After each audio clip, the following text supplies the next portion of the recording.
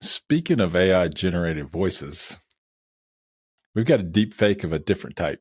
Al Michaels is being deep faked, except they're doing it on purpose. So if you're going to watch the Olympics this year on Peacock, you're going to be able to look at highlights or recaps, pick the sport you want to recap of, and they'll use an AI Al Michaels and generate the recap specifically for the things you want to see.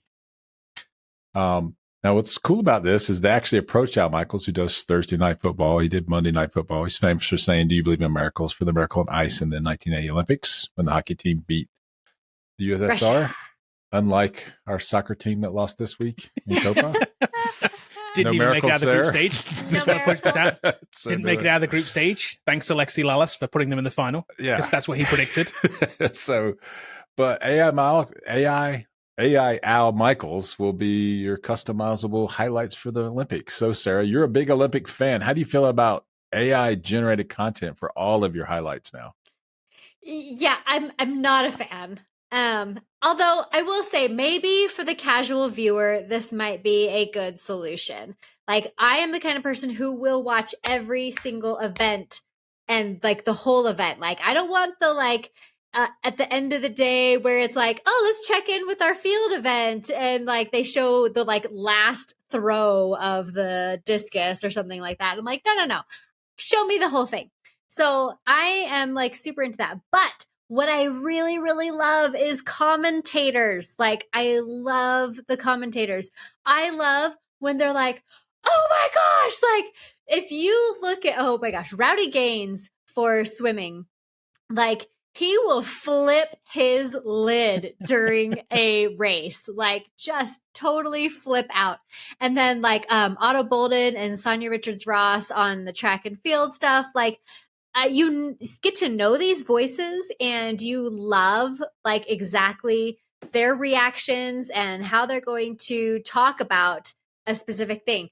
And they like bring in so many details like, oh, he's doing this and doing that. And like, and this is going to be a PR for him and whatever.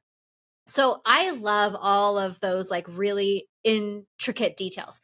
So I hate that they would lose some of that like excitement of like the in the moment of the event.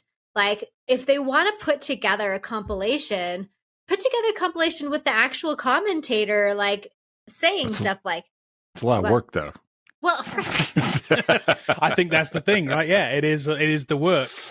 Well, I mean, they're commentating live, so just pull that out. And then maybe the AI in between, like, okay, now let's go over to the track and field or whatever. Like, not the actual, like, as Sha'Carri Richardson is crossing the finish line in the 100 meter, they're like, oh, and then here's Sha'Carri Richardson crossing the finish line for the 100 meter.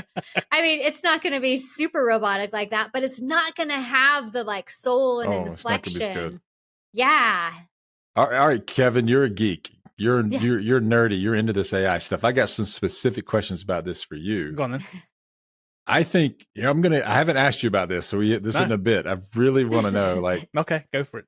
I think that you would want not just Al Michaels, but you want a selection. I want to pick different people I want to hear about. Mm-hmm. And you may not want to see American sports winners only like it will be on NBC. You're just like, show me the European team. Show me the team England and give me the English guy. Who would be the English guy to cause the Olympics? You're giving me like, I don't know who it is, but you're giving me a pet peeve right now about NBC's coverage of the Olympics.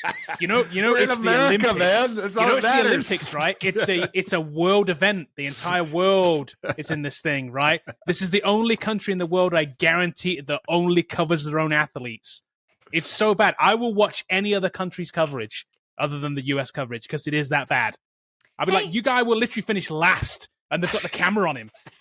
I'm like, you do know the race ended up that end, right? Like, you're watching this guy back here. I'm like, why are we talking about this guy? He's got no chance. Like, what's happening? It's so bad.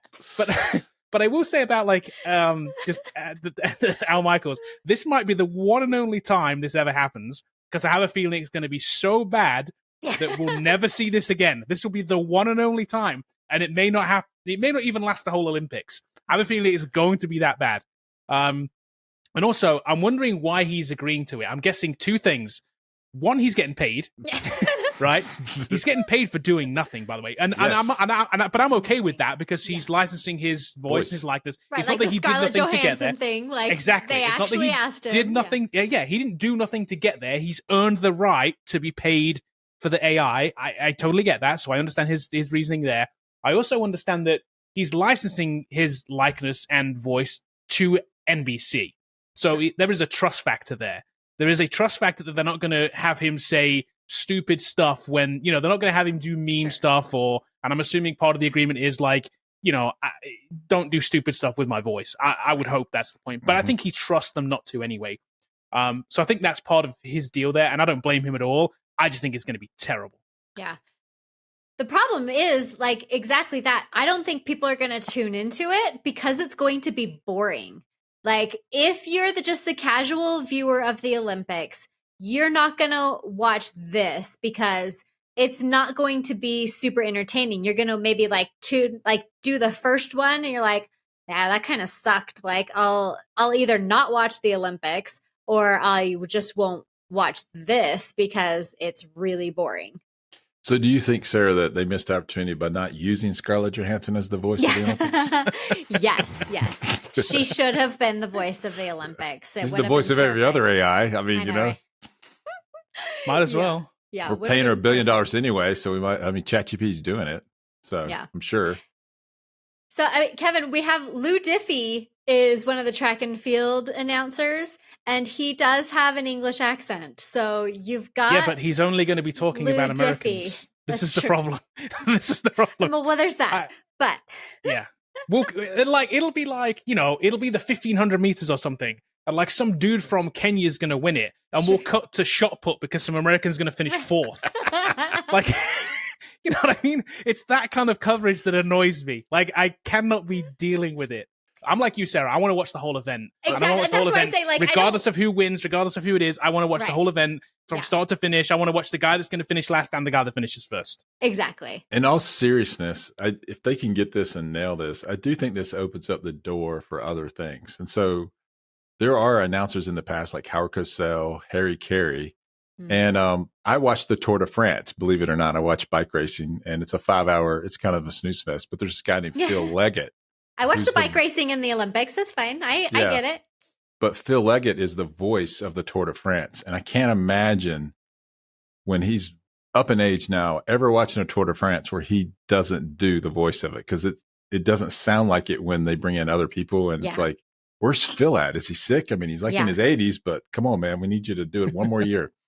And so, like, I think this is an opportunity to bring Harry Carey or, someone else, Howard Cosell or someone to another event, and maybe they can voice over something. So maybe, I don't know. Yeah. But I don't think it'll have true. the same flair. You're right. Do you believe the Miracles or the Miracle on Ice could not be created with an AI? The AI wouldn't have said that. And if it did, it would feel forced. It would feel wrong, wouldn't it? It wouldn't feel, it's not human like to you know what I mean? And because even if, let's say an AI did have a line like that, it wouldn't have the same impact because it isn't human. We wouldn't have really cared. American, and it's Russia, and it's like the 80s, and we're about to shoot missiles at each other, and they're the dominant in hockey, and we somehow win this game, and it's like that was a moment, Of course, all the great sports moments I have are American moments, so like. Of course. They are if you look in any fact book here in the US. Just Jamaican bobsled team. We all love the Jamaican bobsled team. Because Disney made a movie. There was a Disney movie. So, But we do celebrate other athletes sometimes, Usain Bolt, those guys like that, Oh, yeah. But I just wondered if you could get the British guy, whoever calls the Olympics. I'm sure there's someone on BBC or whatever who's the voice of the Olympics in England. Or maybe they just watch NBC over there. I don't really know. I can't imagine that's what they do. Right. So, They definitely don't. Yeah.